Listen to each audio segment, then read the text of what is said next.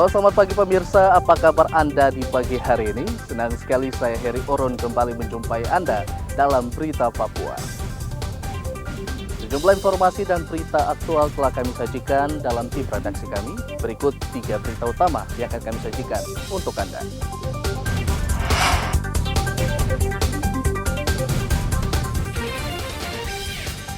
Memancing di sungai, seorang warga Maibrat dimakan buaya.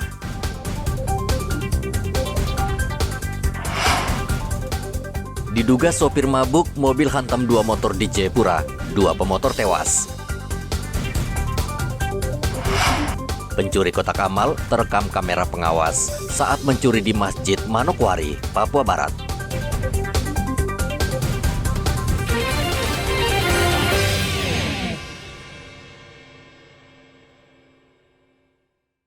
Oke, Kak. Permisi, Pak. Seorang warga di Kabupaten Teluk Bintuni, Papua Barat diterkam buaya di Sungai Kremi. Usai 2 hari pencarian, mayat korban ditemukan dalam kondisi tidak utuh oleh tim SAR gabungan. Ada lagi sedikit tuh depan. Tim gabungan menemukan beberapa potongan dari tubuh korban. Di antaranya berupa tangan kanan, kemudian paha kanan, dan serpihan paru-paru korban. Dan setelah kami komunikasikan dengan keluarga korban, ternyata memang itu betul bagian dari tubuh korban. Dan kita komunikasikan dan seluruh unsur kami adakan koordinasi. Sore ini keputusan dari keluarga korban mengikhlaskan beberapa potongan dari tubuh itu telah dimakan oleh buaya. Jadi kita sepakati sore ini operasi SAR kita nyatakan kita tutup. Pak, mungkin sedikit kronologis kah soal insiden itu, Pak? Pada saat kronologis kejadian yang dilaporkan ke kami, itu korban mencari ikan dengan mempergunakan jaring. Yang harusnya korban biasanya mencari ikan dari pagi hingga sore sudah selesai. Nah, kemudian ini sampai malam belum kembali, sehingga keluarga korban melaporkan ke kami. Korban saat itu sedang mencari ikan di Sungai Kremi dengan menggunakan tangkapan jaring. Namun tiba-tiba buaya menerkam dan memangsa korban. Edi melaporkan dari Teluk Bintuni, Papua Barat.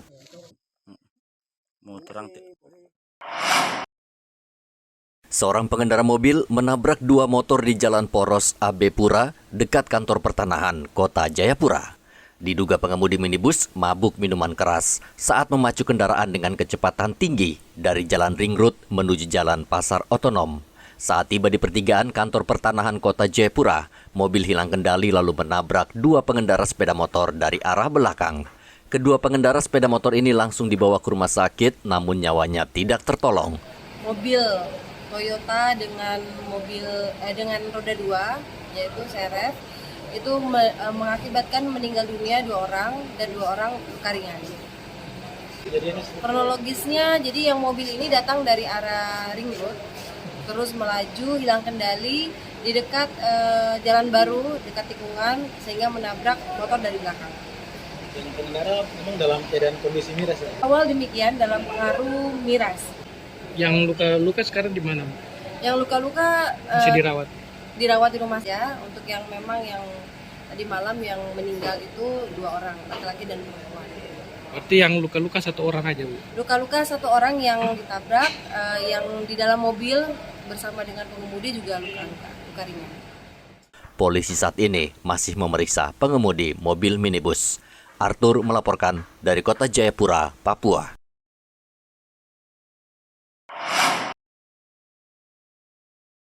Dari rekaman CCTV, tampak maling mencuri kotak amal dari salah satu masjid di Manokwari, Papua Barat. Pelaku seorang diri naik ke lantai 2, kemudian masuk melalui lubang angin dan turun melalui tiang masjid. Dengan tenang, pelaku menjebol kotak amal yang diletakkan di dalam masjid, lalu menguras seluruh uang di dalamnya. Sementara penjaga masjid tidur dengan pulas. Meski kehilangan uang sumbangan sebesar 3 juta rupiah, pengurus masjid Nurul Fatah tidak mau melaporkan kasus ini ke polisi. Pengurus sepakat untuk memperketat keamanan masjid. Kejadian ini baru pertama kali terjadi. Jadi sekitar jam 1 malam. Dia lewat tadi yang saya kasih tadi lewat atas masuk dan jebol ini pintunya ini. Dan kotak amal berantakan semua. Berantakan ya Bapak? Iya, Itu kuncinya juga sudah lepas juga, kunci gembok. Iya, kunci sudah lepas semua. Itu nilainya berapa? Nilai uang sekitar 3 jutaan. 3 jutaan ya? Iya. Perkiraan saya kan kita lebih itu. Ini kejadian berarti jam 1 ya? Pada saat kejadian tuh situasi misi apa lagi? Memang tidak ada orang atau seperti apa? Memang lagi tidur. Oh, lagi kondisi Iya, tidur. lagi tidur. Saya kan tinggal di luar. Saya punya tugas. Jam 4 saya standby di masjid. Pas lihat pintu sudah terbuka. Iya, terbuka ya. Oh, begitu. Bapak apa menjadi harapan Bapak? Ya. Harapannya seperti apa untuk masjid-masjid lain lagi seperti apa? Sekarang kau bilang lebih berhati-hati lagi dengan orang-orang yang tidak dikenal. Selain dari Himai, diambil keluar dari situ. Kalau ada muka baru harus banyak-banyak berhati-hati dengan muka baru. Pencurian kotak amal baru pertama kali di masjid ini. Padahal menurut pengurus masjid mereka merasa yakin uang di dalam kotak amal tidak akan hilang karena diletakkan di dalam masjid. Edi melaporkan dari Manokwari, Papua Barat.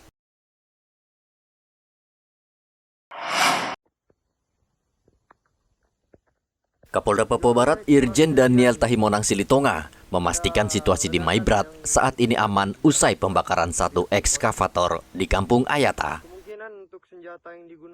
Kapolda mengatakan polisi saat ini masih menyelidiki kasus pembakaran dan memburu para pelaku. Ia sudah menerjunkan 1 regu brimob untuk menambah kekuatan dan memberikan rasa aman bagi masyarakat. Dan saya sudah memberangkatkan pasukan saya untuk ke sana mencari dan menyelidiki ya. Doakan saja dalam waktu dekat kita bisa lakukan pengungkapan siapa sih sebenarnya yang melakukan pembakaran itu ya. Tapi sebenarnya masyarakat di sana tidak merasa takut gitu, karena mungkin mereka tahu juga siapa yang melakukan. Jadi tunggu saja informasi selanjutnya kalau hasil penyelidikan ini bisa terbuka nanti ya. Dugaan sementara kepolisian sendiri. Korban ya? Iya, anggota TNI. Sampai dengan sekarang tidak ada. Ya, itu hoax. Duga penambahan, saya tambah kemarin itu ada penambahan satu regu saya tambah. Situasi Kamtipmas di Papua Barat. Situasi Kamtipmas di Papua Barat dan Papua Barat Daya sesungguhnya sangat kondusif. Sudah kondusif dan masyarakat menyadari bahwa kondusivitas ini harus dipertahankan. Ya, aman semua. Masyarakat bisa beraktivitas, melakukan kegiatan dengan tenang sekarang. Jumat pekan lalu sebuah ekskavator dibakar orang tak dikenal yang diduga adalah kelompok kriminal bersenjata yang ingin menebar teror. Topan melaporkan dari Maibrat, Papua Barat Daya. Menangkap di atas tanah adat itu. Kami sadar menyatakan. Sekelompok warga Selasa kemarin berunjuk rasa ke DPRD Mimika menolak pembangunan lokasi pertambangan migas di distrik Agimuga, Kabupaten Mimika. Mereka mengaku sebagai pemilik tanah adat Agimuga dan tidak bersedia dijadikan lokasi pertambangan karena merugikan warga. Mereka berorasi dan membacakan tuntutan lalu menyerahkannya ke anggota DPRD Mimika. Ini adalah merupakan bagian dari kejahatan konstitusi. Tindakan negara untuk membuka perusahaan-perusahaan, terutama wacana pembukaan minyak, bumi dan gas di Agimuga merupakan bentuk kejahatan konstitusi. Itu poin pertama. Kenapa saya bilang kejahatan konstitusi? Karena secara konstitusi dan Undang-Undang Dasar 1945 secara tegas dan jelas. Segera hentikan rencana pembakaran Kabupaten Agimuga. 5. Segera hentikan 49 kontraktor yang akan beroperasi di Tanah Amungsa. 5. 6. Kami mendukung perjuangan masyarakat adat di Indonesia, Jawa, Sumatera, Kalimantan, Sulawesi, Maluku dalam melawan perampasan lahan oleh insider. Selamatkan tanah adat dan manusia Papua. Usai menyerahkan tuntutan ke anggota dewan, para demonstran berharap aspirasi mereka diterima. Demo penolakan pembangunan migas ini berjalan aman dan usai menyerahkan tuntutan, para demonstran membubarkan diri. Igo Batmomolin melaporkan dari Mimika, Papua Tengah.